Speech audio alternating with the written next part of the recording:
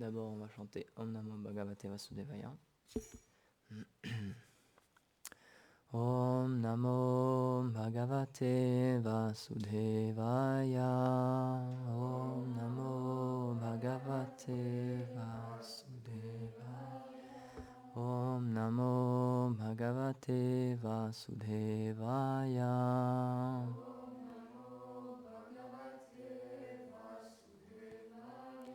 Om Namo Bhagavate Vasudevaya.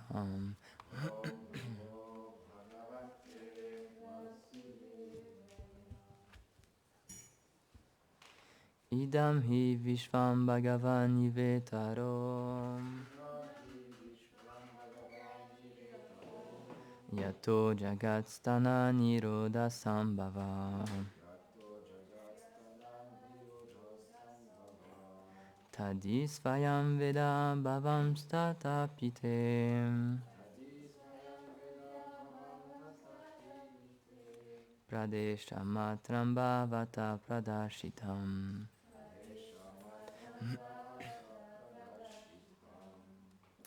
Traduction.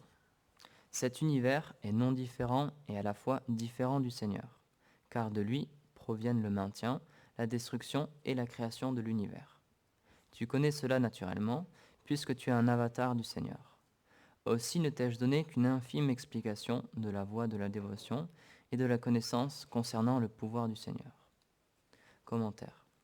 Ayant enseigné le principe du service de dévotion à Vyasa, Narada l'instruit maintenant sur la connaissance qui est en rapport avec le Seigneur, comme ses opulences. Ceci est nécessaire pour le développement spirituel d'un dévot, car comprendre la grandeur de Krishna permet d'approcher plus tard certains aspects plus intimes de sa personne sans mal les interpréter. Cet univers est non différent du Seigneur, car il est la manifestation de son énergie. Du Seigneur se manifeste le maintien, la destruction et la création de l'univers. Aussi, l'univers est-il décrit comme l'une de ses formes dans une certaine mesure, parce que l'univers est son effet et que le Seigneur en est la cause. La Chandogya Upanishad 3.14.1 dit « Sarvam Kalav Idam Brahma » Cet univers est Brahman. C'est pourquoi la création est partiellement dotée des mêmes attributs. Comme le Seigneur, l'univers existe, il a une vie et une forme de félicité. Mais à la fois, il a une différence. Il n'est pas directement sa forme, qui est toute éternité, de connaissance et de félicité. Par exemple, l'existence du Seigneur est éternelle, alors que la durée de l'univers est temporaire, ce qui prouve de façon évidente que l'univers est à la fois différent et pas différent de lui. Shri Vishwanath Chakravarti Thakur cite Narada. Tu connais tout cela, car tu es un avatar, une personne mise en pouvoir par le Seigneur. Aussi n'ai-je donné qu'une infime explication de la voie de la dévotion et des pouvoirs du Seigneur. Ceci afin d'établir la déclaration Acharyavan Purusho Veda. Une personne qui a un maître spirituel connaît les choses telles qu'elles sont. Chandogya Upanishad 6.14.2. Om Agyana Timirandasya Gyananjara Shalakaya Chakshurun Militam Yena Tasmai Shri Gurave Namaha Jaya Shri Krishna Chaitanya Prabhu Nityananda Shri Advaita Gadadha Shri Vasadi Gaura Bhakta Vrinda Hare Krishna Krishna Krishna Hare Hare Hare Ramo, Ramo Ramo, Hare Hare. Vanchakripatarubhyascha, Kripa Sindhubhya eva cha, Patitanam Pavanebhyo, Vaishnavebhyo Namo Namaha. Namah Vishnu Padaya, Krishna Pushtaya Bhutale, Srimate Bhaktivedanta Swaminiti Namine Namaste Sarasvati Deve Gauravani Pracharine Nirvishesha Sunyavadi Paschatya Deshatarine. Donc c'est un verset très intéressant du Srimad Bhagavatam qu'on a lu maintenant.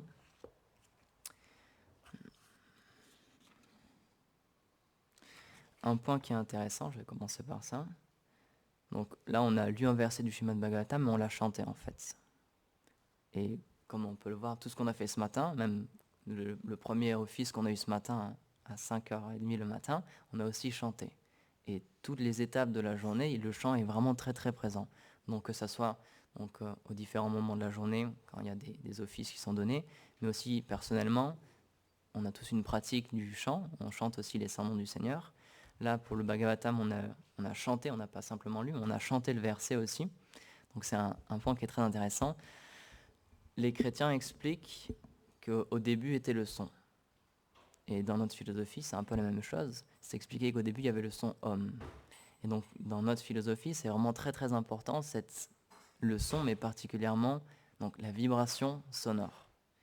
Et donc, c'est pour ça que nous, dans notre pratique et dans notre vie de tous les jours, c'est quelque chose qui est extrêmement présent. Les Védas, en fait, expliquent qu'il y a une puissance dans le son.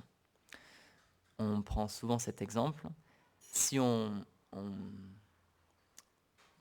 dit un mot, il y aura une idée qui va être associée. Par exemple, si on dit tomate, on va penser à une image, on va penser à une couleur, mais on n'aura pas forcément le goût dans la bouche. Même si on dit tomate, on n'aura pas le goût de la tomate.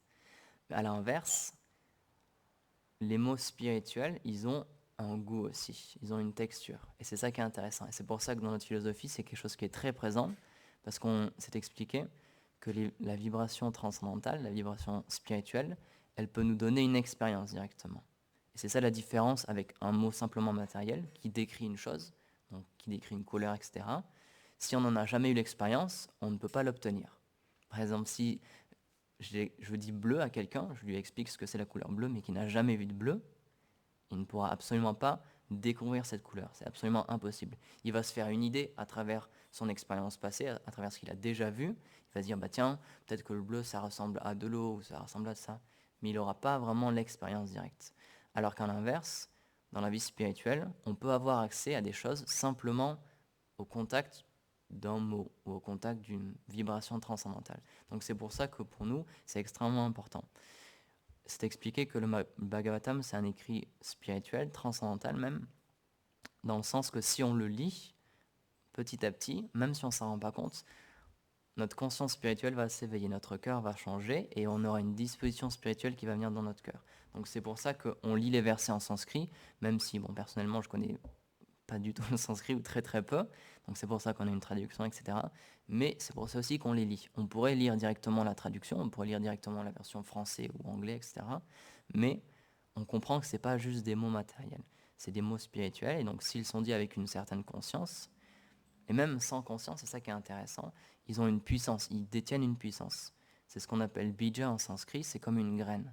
Et ces mots-là, c'est comme une graine qu'on plante dans notre cœur, simplement en les écoutant. Même matériellement, c'est quelque chose qu'on peut très bien vérifier. Selon les choses avec lesquelles on s'associe dans notre vie, notre mental en sera impacté. Par exemple, la musique qu'on écoute aura une influence sur notre manière de penser.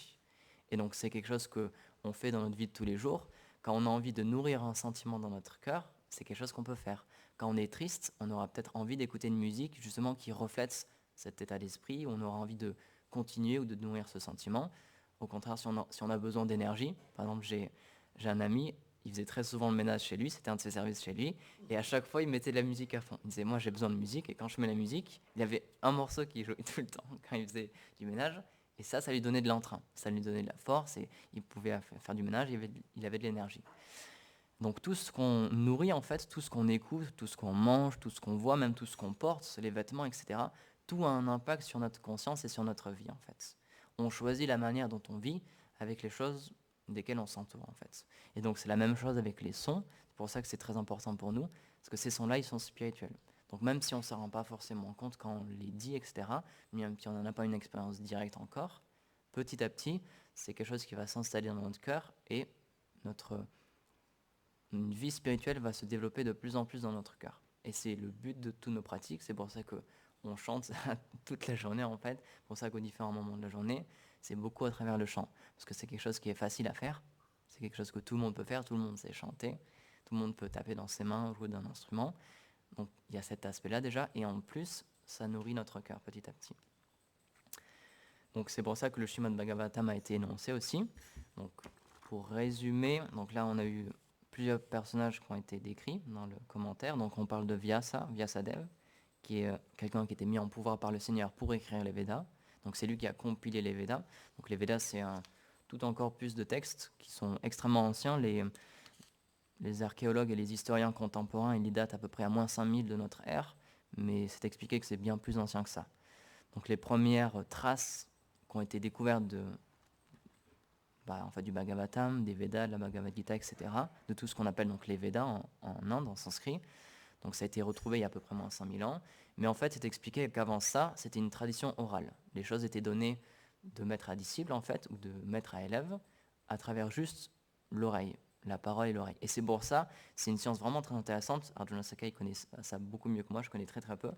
Mais en fait, donc, tous les versets, donc, on l'a lu avec une syntaxe particulière, je l'ai lu avec une mélodie particulière. Et en fait, c'est de cette manière-là qu'ils apprenaient à tout, ils mémorisaient tout en fait avec le chant. Donc c'est pour ça même quand on va en Inde maintenant, j'ai vu une vidéo de ça il n'y a pas longtemps justement, il y a certaines personnes qui s'étaient rassemblées et qui chantaient donc un chant traditionnel, un chant dévotionnel pour le Seigneur suprême.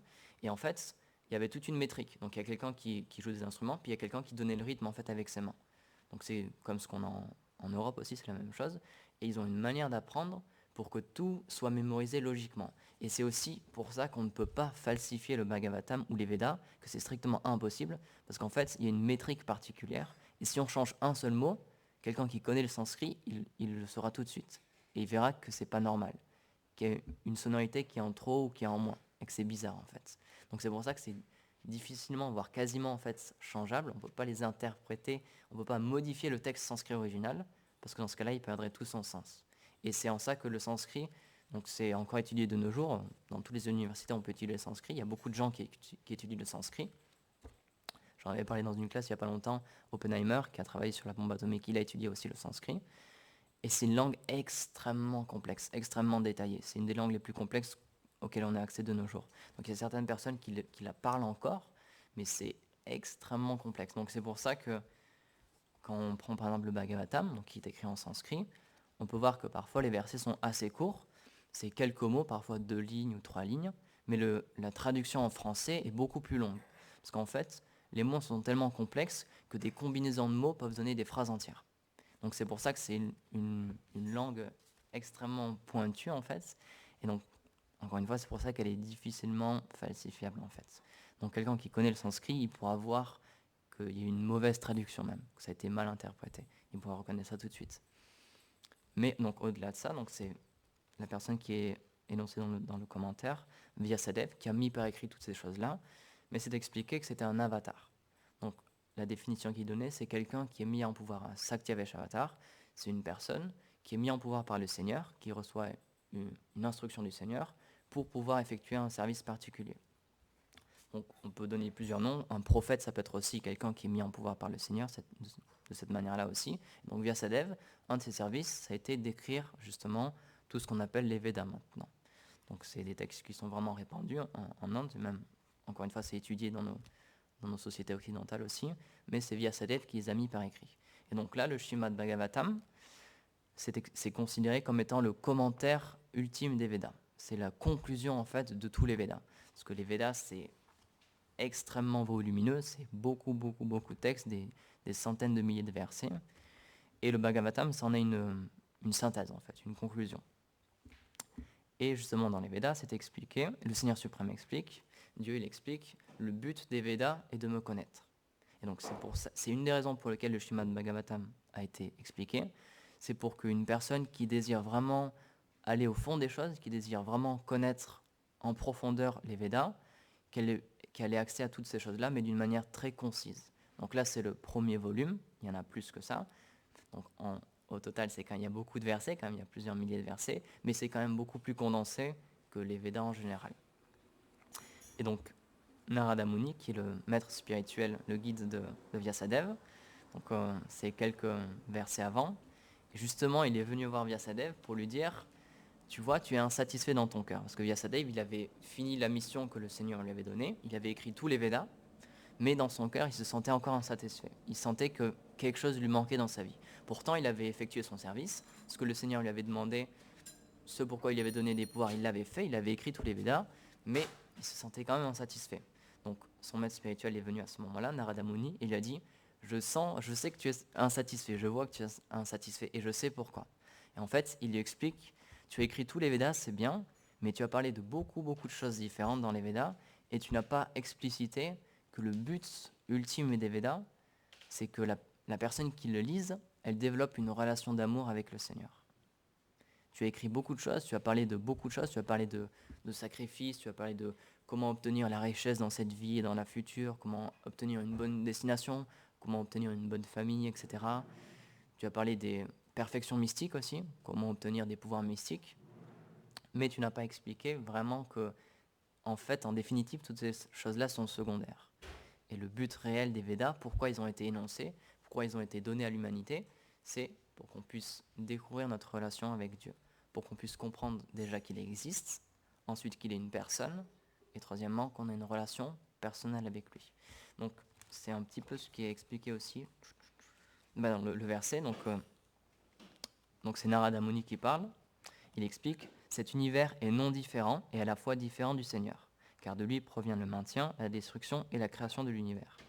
Tu connais cela naturellement, puisque tu es un avatar du Seigneur. Donc il parle à Vyasa.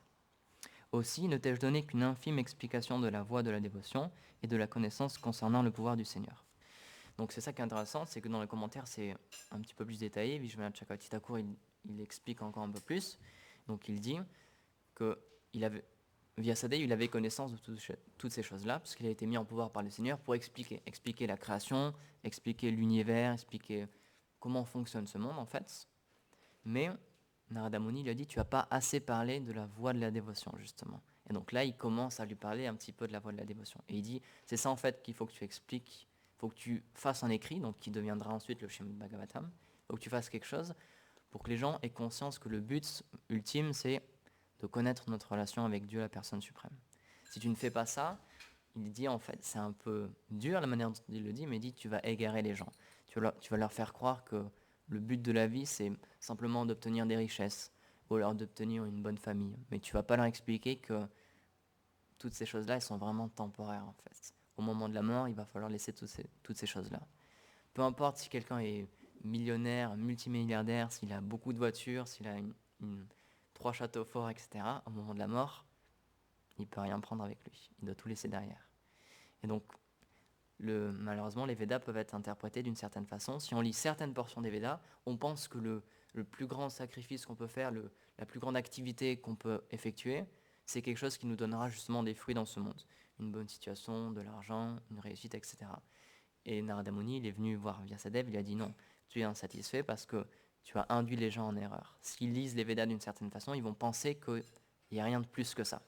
Ce monde-là, en fait, il est juste fait pour gratifier nos sens, pour qu'on puisse obtenir une satisfaction des sens, et au moment de la mort, voilà, c'est fini, on laisse tout. Il explique non, c'est pas comme ça. Donc il dit, il faut que tu parles du service de dévotion, il faut que tu parles que Dieu existe, la création existe, mais Dieu existe, et on a tous une relation avec lui. Donc là, on est, encore une fois, c'est le premier volume du Srimad Bhagavatam, on est vraiment au tout début, donc c'est la scène qui est en train d'être posée.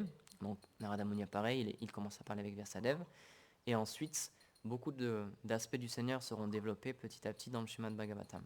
Donc c'est intéressant de voir qu'au début, il a décrit le Seigneur, il l'a comparé à l'univers en fait. Il a dit, cet univers, c'est aussi un petit peu comme le Seigneur. Donc il a commencé, comme c'est expliqué dans le commentaire, avec un aspect très général, avec un aspect de grandeur. C'est ce qu'on appelle Eshvarya en sanskrit. C'est un aspect où on parle de Dieu, mais en tant que le créateur. On dit que c'est quelqu'un d'extrêmement puissant, qui tout l'univers est créé, maintenu et détruit par lui. Donc c'est une première approche du Seigneur suprême. On explique que oui, c'est Dieu la personne suprême, mais il explique, et c'est ce qui sera expliqué un peu plus tard dans le Bhagavatam, il y a d'autres aspects un petit peu plus intimes, comme le mot est utilisé dans le commentaire, il y a d'autres aspects plus intimes du Seigneur qui vont être dévoilés. Et donc c'est en ça que les Védas et les textes sanskrits védiques ont un apport spirituel particulier, c'est qu'ils donnent une connaissance personnelle du Seigneur suprême. Donc il y a beaucoup de spiritualités qui existent, il y a beaucoup de religions qui existent dans ce monde, et c'est expliqué dans les Védas justement, les religions authentiques sont données par le Seigneur suprême pour que tout le monde puisse prendre une voie spirituelle qui lui correspond, avec des règles qui lui correspondent, avec des rites qui lui correspondent, pour que ça soit quelque chose de facile, de naturel pour lui. Mais très très très peu de spiritualité parle de l'aspect personnel de Dieu. Donc on va parler de Dieu, on va lui donner des noms comme le très grand, le créateur, etc. Donc c'est des choses qui sont vraies, ce sont des qualités du Seigneur, il est toutes ces choses-là, mais ce que les Védas nous donnent, et ce que le Srimad Bhagavatam nous donne, c'est une autre vision du Seigneur suprême, une autre vision de Dieu, un autre aspect de sa vie en fait. Il y a un exemple qui est très souvent donné dans cette philosophie justement, c'est comme un président de la République. Donc un président de la République, il a un titre, donc c'est une personne qui s'appelle Monsieur Untel, on va dire peut-être Monsieur Dupont par exemple. Sa fonction, c'est d'être président de la République. Donc quand il va apparaître devant tout le monde, quand il va effectuer son travail de président de la République, tout le monde va le rencontrer avec déférence, tout le monde va lui dire Monsieur le Président, tout le monde va avoir un certain écart avec lui. On ne va pas parler avec le Président comme si on peut dire mon pote, c'est le Président quand même. Donc on aura toujours une certaine distance avec lui. Donc, il y aura une relation, c'est vrai qu'il y a un certain type de relation, on peut avoir une relation avec lui, ses collègues de travail auront une relation, ses ministres auront une relation avec lui, les personnes qui le servent par exemple à la maison officielle, on aura une relation avec lui, mais c'est teinté de respect, parce que c'est Monsieur le Président. Mais cette personne-là, elle a un deuxième aspect de sa vie. Quand il rentre chez lui, il aura par exemple peut-être une femme avec des enfants, et donc dans ce cas-là, ce ne sera pas Monsieur le Président, ce sera mon mari, ou alors pour un enfant, ce sera mon père. Et donc, il y a l'exemple qui est vraiment donné, qui est très, très amusant, c'est que quelqu'un, il peut être très bien président de la République, mais s'il a un enfant en bas âge, son père va peut-être lui dire « Hé papa, je veux monter sur tes épaules, je veux que tu me portes, je veux faire le cheval avec toi. » Et là, il ne pourra pas refuser, parce que c'est son enfant. Donc il aura une relation différente avec cette personne-là. De la même manière, sa femme, peut-être qu'elle va le réprimander. Elle va dire « Mais à chaque fois, tu rentres avec les chaussures sales, ou alors à chaque fois, tu oublies tes clés, etc. » Elle aura une relation différente avec lui. Elle pourra se permettre cette chose-là, parce qu'elle a un lien différent avec lui. Et en fait, avec Dieu, c'est exactement la même chose. Oui, Dieu, c'est le créateur, c'est la personne qui maintient cet univers, c'est lui qui le détruit, etc. Donc, c'est quelqu'un de très puissant. Donc, c'est pour ça que dans la majorité des religions, on a une relation avec le Seigneur suprême, mais avec une certaine déférence, avec une certaine... donc, encore une fois, c'est ce qu'on appelle Eshvarya en sanskrit, avec une révérence. Mais ce que le Srimad Bhagavatam donne, et les écrits védiques, en fait, le fond des écrits védiques, pourquoi ils ont été donnés, c'est pour que justement on ait accès à l'aspect intime du Seigneur suprême, qui existe bel et bien, qui est expliqué dans tous ces textes-là. Et justement, Narada Muni, il était insatisfait aussi avec Vyasadeva, parce qu'il a dit, tu n'as pas parlé de cet aspect-là vraiment, et tu n'as pas dit que c'était ça le plus important, que c'était ça qu'il fallait découvrir justement. Donc le but des Védas en soi, et c'est pour ça que le Srimad Bhagavatam existe, c'est de nous faire connaître cet aspect personnel et intime du Seigneur suprême. C'est vraiment le but des Védas, c'est pour ça qu'ils ont été compilés, c'est pour ça qu'ils existent. Donc c'est maintenant en Inde, on rencontre beaucoup de philosophies, et malheureusement, il y a beaucoup de philosophies qui se basent soi-disant sur les écrits védiques, mais qui sont complètement inauthentiques, dans le sens où elles ne font pas partie de ce qu'on appelle une parampara, une filiation disciplique authentique. Donc, encore une fois, les Védas ont été, de nos jours, c'est accepté comme étant apparu il y a 5000 ans, mais c'est expliqué qu'avant ça, ils étaient donnés par voie orale, donc on ne peut pas avoir la source en fait, on peut pas... Scientifiquement, ce ne sera pas possible d'expliquer de quand ils sont apparus, mais justement, ce qui est intéressant, c'est qu'on peut aller en Inde, donc on peut rentrer dans certains temples en Inde, et si on discute avec les personnes et qu'on se renseigne un peu et qu'on fait des recherches, on pourra voir que ces temples-là, et parfois certaines déités, donc par exemple dans ce temple on a des déités, donc c'est une forme du Seigneur qu'on peut adorer, et donc en Inde, il y a des déités qui existent et qui sont là depuis des millénaires. Si on parle au Pujari et qu'on se renseigne un petit peu, justement j'ai vu une vidéo il n'y a pas longtemps, c'était Bhakti Bringa Govinda Swami, Bibi Govinda Maharaj. Il faisait un darshan en fait, de certaines déités à Vrindavan, qui est un village dans l'Uttar Pradesh, ou qui est un village très très très spirituel, vraiment très puissant. Et il expliquait que oui, cette déité-là, par exemple, elle est là depuis X milliers d'années. Et elle a toujours été adorée. Et même de nos jours maintenant, elle est encore adorée. Donc c'est une philosophie qui remonte à extrêmement loin, à la nuit des temps. Et donc c'est ça qui est intéressant, c'est que si on va en Inde, on pourra retrouver des filiations spirituelles, donc des successions de maîtres à disciples, qui lisent ce texte-là exactement depuis des milliers et des milliers d'années. Et donc ce qui est intéressant de voir, c'est que ce message-là des Védas, que Dieu est une personne et qu'on peut avoir une relation personnelle avec lui, c'est quelque chose qui existe depuis très longtemps et qui attire beaucoup de monde. Même si, par exemple, en France ou en Occident, c'est quand même assez quelque chose de relativement petit encore, en Inde, pour les gens, c'est normal. Tout le monde connaît Krishna. Tout le monde connaît Radharani. Tout le monde connaît Dieu, mais sous cet aspect-là très personnel. Et donc c'est en ça que notre philosophie aussi elle est particulière, c'est que nous, la personne envers laquelle on a notre adoration, c'est Dieu, mais qui sous le nom de Krishna. Donc Krishna, c'est un des noms de Dieu qui signifie infiniment fascinant. Donc encore une fois, c'est la même personne, c'est le même Dieu que les autres religions adorent, sauf que nous, on s'adresse à lui d'un angle différent. Donc c'est toujours le même Dieu, mais au lieu de l'appeler le très grand, le suprême, etc., on va l'appeler Krishna, l'infiniment fascinant. Parce que pour nous, c'est une personne et qui a tellement de qualités, qui est tellement attirante, qu'on va l'appeler l'infiniment fascinant. Et donc c'est ça que le Bhagavatam nous invite à faire en fait. Si on lit le Bhagavatam, il y a tous les angas de la dévotion, il y a toutes les choses les plus importantes qui sont été écrites, comme chanter les noms du Seigneur suprême, se rappeler de lui, l'adorer, etc. Il y a différentes pratiques qui sont données. Et si on suit ces pratiques-là, petit à petit, justement, dans notre cœur, en fait, comme on le disait, il y a une graine qui sera plantée. Et petit à petit, on va comprendre et on va réaliser que oui, Dieu est une personne et que j'ai une relation personnelle avec lui. Donc ça, c'est un point très important aussi qui est énoncé cette fois dans la Bhagavad Gita. Donc Dieu, la personne suprême, parce que c'est lui qui énonce la Bhagavad Gita. Krishna, il explique l'âme spirituelle, donc notre identité, ce qu'on appelle le soi aussi en France. L'âme, elle est éternelle, et éternellement, elle est distincte du Seigneur suprême, et donc éternellement, elle a une relation personnelle avec lui. Donc c'est en ça que notre philosophie, par exemple, elle se différencie de d'autres philosophies qui expliquent que le but de la pratique spirituelle, c'est de se fondre dans ce qu'on appelle le Brahman, l'état impersonnel. Donc c'est quelque chose qui est, on en avait parlé dans une classe il n'y a pas longtemps, pour plusieurs raisons historiques, c'est quelque chose qui est très répandu en Occident. Le fait que Dieu n'existe pas, mais que ce qu'on peut atteindre, c'est le nirvana, le Brahman. Donc c'est un état de béatitude, en fait, où on se fond, on perd notre identité complètement.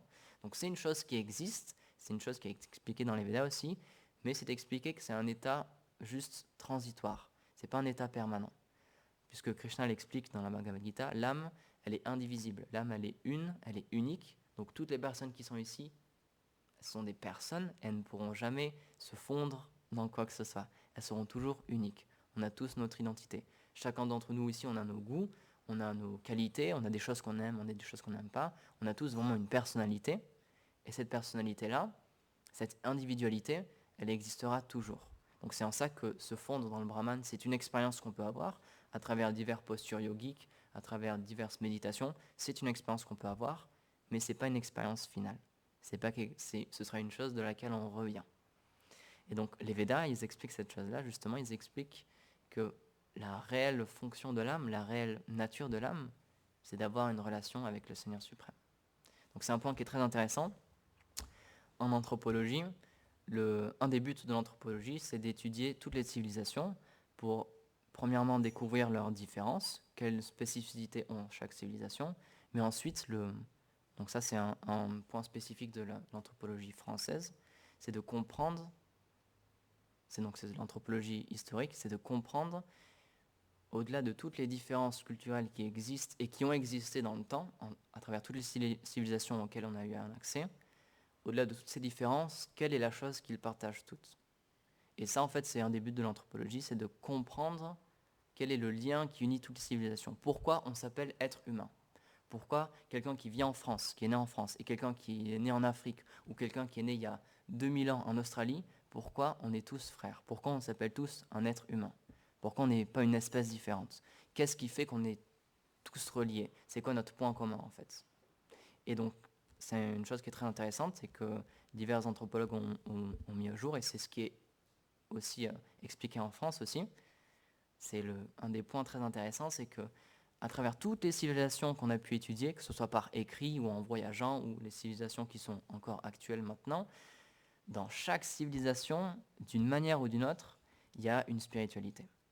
Ça peut prendre différentes formes, ça peut être une adoration monothéiste, polythéiste, ça peut être de la magie, ça peut être différentes choses, mais il y aura toujours un accès au surnaturel, il y aura toujours en contact avec quelque chose de supérieur, quelque chose de autre que le simple matériel. Dans toutes les civilisations, ça existe. Un moyen de communiquer avec le passé, avec les ancêtres, etc. Il y aura toujours un moyen, et il y aura toujours une porte, en fait, vers autre chose que simplement ce que nos yeux et nos mains peuvent toucher, ce que nos yeux peuvent voir, etc. Il y aura toujours une dimension supérieure, en fait. Dans toutes ces civilisations, ça existait. Et donc, justement, encore une fois, le Bhagavatam, il est là pour ça aussi, pour nous expliquer que oui, ces choses-là existent. Et le but de la spiritualité, le but de toutes ces pratiques-là, en fait, c'est de comprendre que Dieu existe, que Dieu est une personne, et surtout qu'on peut avoir une relation personnelle avec lui. Et même plus que ça, que ce qu'on cherche réellement, et ce qui va véritablement nous combler dans notre vie, c'est justement de retrouver cette relation avec lui. Donc ça, c'est un point qui est expliqué aussi dans les Védas. C'est que, et c'est quelque chose qu'on peut vérifier dans notre vie de tous les jours, on est constamment à la recherche du bonheur. Personne dans ce monde ne veut être malheureux. Qui veut être malheureux ici dans cette salle? Qui veut être malheureux? Personne. Personne ne veut souffrir. Personne ne veut mourir. Personne ne veut vieillir. On n'a pas envie de toutes ces choses-là. Ce qu'on cherche, c'est la source du bonheur. Tout ce qu'on cherche, toutes les actions, pourquoi on est ici, pourquoi on fait chaque chose, pourquoi on s'habille de telle manière, pourquoi on fait telle ou telle activité, pourquoi on se lève à telle ou telle heure, pourquoi on a choisi de s'entourer de telle ou telle personne dans notre vie, ou de faire tel ou tel métier, ou telle étude. C'est juste pour trouver le bonheur. C'est la seule raison. C'est le moteur de toute l'humanité, en fait. C'est trouver le bonheur. Personne ne veut être malheureux. Et donc les Védas nous expliquent que, et donc c'est ça que c'est intéressant, donc dans les Védas, c'est expliqué comment obtenir le bonheur matériel.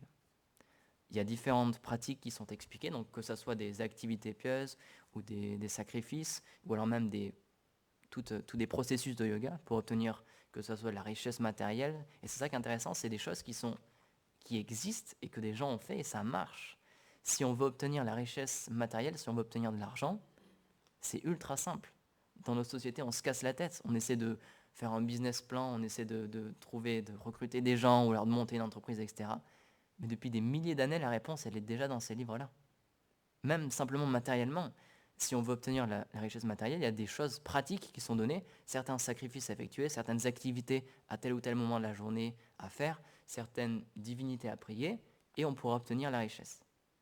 Donc en Inde, c'est des choses qui sont déjà connues depuis bien longtemps, donc je pense qu'ils doivent bien se marrer quand ils voient que nous, on essaie de faire tellement de choses compliquées, alors qu'en simplement en étant chez soi, en s'asseyant, en effectuant certaines activités, on peut obtenir ce bonheur matériel. On peut obtenir la richesse, on peut obtenir la santé même, on peut obtenir une bonne famille, ou même, puisque le principe de la réincarnation existe, on peut obtenir une bonne destination future. Mais le but des Védas, c'est pas ça. Et c'est en ça que Narada Muni, il est venu voir Vyasadeva, il lui a dit, tu as expliqué toutes ces choses-là, comment les gens peuvent être heureux dans ce monde, mais le but, c'est pas vraiment ça. En fait, tu as égaré les gens. Tu leur as fait croire que la seule chose qui était importante, c'était le bonheur matériel. Mais comme on l'a expliqué, de toute façon, au moment de la mort, peu importe ce qu'on a accumulé dans notre vie, peu importe la richesse qu'on a pu recevoir dans cette vie-là, au moment de la mort, on recommence à zéro.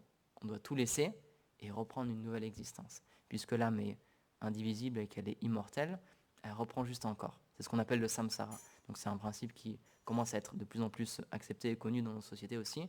C'est juste qu'on quitte un corps pour en reprendre un nouveau. Donc le but des Védas, c'est de nous faire comprendre que oui, si vous voulez la richesse matérielle, c'est possible, ça existe, mais c'est pas ce qui est vraiment le plus intéressant.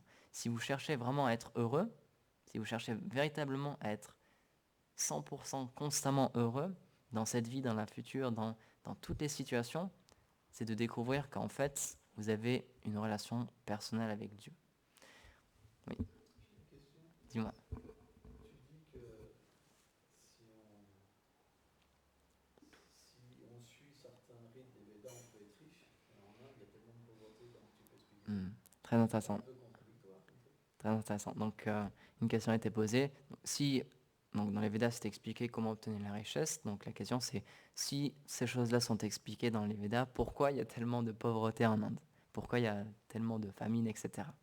Donc, c'est un point très, très intéressant. Et justement, c'est un des aspects de ce qu'on appelle le Kali Yuga. Donc, il y a différents âges auxquels, du coup, l'humanité évolue. Donc, l'âge dans lequel on se trouve maintenant, c'est ce qu'on appelle le Kali Yuga, qui a différentes caractéristiques. Donc, une de ces caractéristiques, c'est que l'être humain vit très peu longtemps. La moyenne d'âge, c'est à 100 ans, c'est déjà un âge très respectable. Si on arrive à peu près 100 ans, c'est déjà très très bien. Et tout au long de cette vie, on aura énormément de maladies, on aura énormément de problèmes physiques, etc.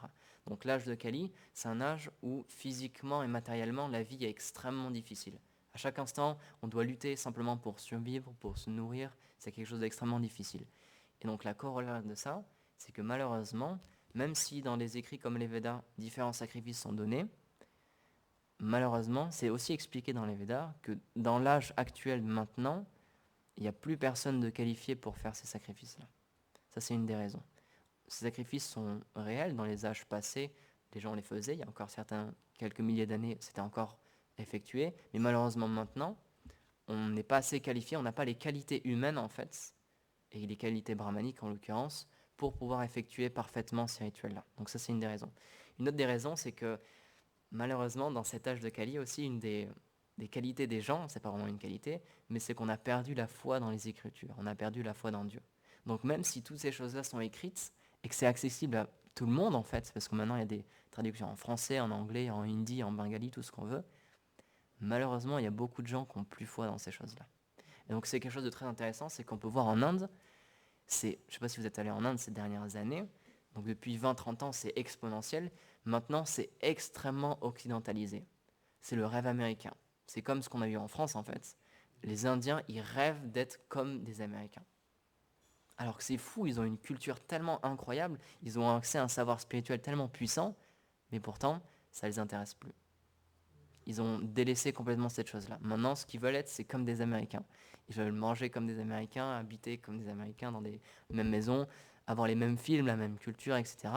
Et ils délaissent complètement le trésor qu'est le Srimad Bhagavatam et les écrits védiques. Donc, comme on l'expliquait tout à l'heure, il y a certains villages particulièrement où cette culture est très présente encore, notamment à Vrindavan, à Jagannath Puri, etc., Navadvip. C'est des lieux où encore les gens ont une foi très puissante, ont une foi très forte dans les écritures védiques et dans la culture de la vie spirituelle. Mais malheureusement, et c'est un peu l'inverse, en fait, l'Inde, en majorité, elle commence à délaisser tout ce qu'ils appellent le folklore indien, toutes ces voies spirituelles, et en Occident, de jour en jour, il y a un attrait de plus en plus fort pour les philosophies de l'Est. Donc on peut voir, ça a commencé vraiment dans les années 70, où il y a eu tout un renouveau culturel, où spécialement les Américains, ils rejetaient complètement la culture américaine, avec la guerre du Vietnam, etc. Ils en avaient marre. Et justement, c'est ça qui est intéressant, ils se rendaient compte que leur situation était, donc à l'époque, les années 70, New York, les États-Unis, c'était la civilisation la plus développée de l'époque. Pourtant, la jeunesse de l'époque, c'était la plus triste et la plus en quête du monde, en fait. Et c'est ça qui est intéressant, c'est que tout ce qu'on appelle les hippies, tout ce qu'ont rajouté leurs parents, leur société, etc., justement, pour la plupart, c'était des gens riches. C'est des personnes qui avaient de l'argent. C'est des personnes qui avaient tout. Et justement, ils ont bien vu que matériellement, même s'ils avaient des fringues, s'ils avaient de l'argent, ils n'étaient pas satisfaits. Ils cherchaient autre chose. Donc ils ont tout délaissé pour chercher la spiritualité. C'est fou quand même. Alors qu'en Inde, c'est l'inverse. Ils ont cette spiritualité-là, c'est donné, et pourtant, ce qu'ils cherchent, c'est l'argent. L'argent, la richesse, la réussite sociale. Alors que justement, ces jeunes Américains, les hippies de l'époque, ils ont eu cette conscience-là et se sont dit non, il faut se tourner vers l'Est. Et c'est pour ça que, donc à cette époque-là, il y a eu énormément de personnes qui ont voyagé en Inde, il y a énormément de maîtres spirituels indiens, il y a énormément de sadhus, de personnes saintes qui sont allées justement aux États-Unis pour partager ce message-là. Et donc, nous, une des personnes envers lesquelles on est extrêmement redevable, c'est Srila A.C. Bhaktivedanta Swami Srila Prabhupada, qui est justement quelqu'un qui est venu de l'Inde, de Vrindavan, pour nous apporter cette philosophie. Il a bien vu, en fait, c'est les arrangements du Seigneur suprême, il a vu que c'était le moment parfait où les gens cherchaient un renouveau, ils cherchaient une voie spirituelle, et donc c'est pour ça qu'il a envoyé cette personne-là, Swami Prabhupada, aux États-Unis pour donner un message spirituel, pour faire comprendre que justement, la richesse matérielle, ça ne donnera pas la satisfaction vraiment. Et donc justement, on cite leur exemple très souvent, il y a beaucoup de personnes qui ont abandonné tout leur argent, toute leur richesse, simplement en échange d'un peu de spiritualité. Même par exemple, il y a un exemple très intéressant, c'est celui de George Harrison. Donc c'est quelqu'un qui a absolument tout eu, la réussite, il a eu l'argent, la reconnaissance, tout ce qu'on veut, et pourtant lui, ce qui l'intéressait vraiment, c'était la spiritualité. Il s'est rendu compte en fait que même avec toutes ces choses-là, avec tout ce à quoi il avait accès, parce qu'à l'époque les Beatles c'était vraiment le groupe incontournable du monde entier, c'était la réussite totale, et pourtant ils sont tous allés en Inde, pourtant ils ont tous cherché un maître spirituel, parce qu'ils se sont rendus compte qu'il y avait quelque chose de plus qui était nécessaire. Donc cette chose-là, elle est toujours possible de nos jours, et encore une fois, même si il y a vraiment eu comme un boom dans les années 70, maintenant de nos jours encore, c'est de plus en plus prononcé sous différents aspects. Donc il y a une recherche spirituelle et il y a le yoga aussi. Sous certains aspects, le yoga maintenant c'est tellement répandu, il y a tellement d'écoles de yoga partout, à Rouen, où que ce soit, en France, aux États-Unis, ça cartonne le yoga. Pourtant, c'est c'est un truc super vieux, c'est un truc qui est connu depuis des milliers d'années, c'est des choses que, même là par contre en Inde, des milliers de gens pratiquent le yoga tous les jours. La salutation au soleil, Surya Namaskar, etc., c'est super connu. Pourtant pour nous c'est génial, c'est genre, ah c'est incroyable et tout. Pourtant c'est des choses auxquelles les gens en Inde ont accès depuis tellement longtemps. Donc sous certains aspects, on est vraiment en retard par rapport à d'autres civilisations, qui ont accès à une culture et spécialement à une spiritualité extrêmement développée. Donc le but de tels écrits, et encore une fois, pourquoi ils sont traduits en français, pourquoi ils sont traduits en anglais, pourquoi on en fait des commentaires en français et en anglais, c'est pour que le plus de monde possible puisse avoir accès à cette alternative spirituelle. Donc c'est le but de notre mission aussi, c'est pour ça qu'il y a un temple qui a été créé ici, à Saint-Étienne-du-Rouvray, c'est pour que petit à petit, ce message soit donné. Toutes les personnes qui sont ici, c'est un choix qu'elles ont fait, parce qu'elles ont vu que ce avec quoi ils sont entrés en contact, ça leur donnait une satisfaction particulière qu'ils n'ont pas trouvée ailleurs.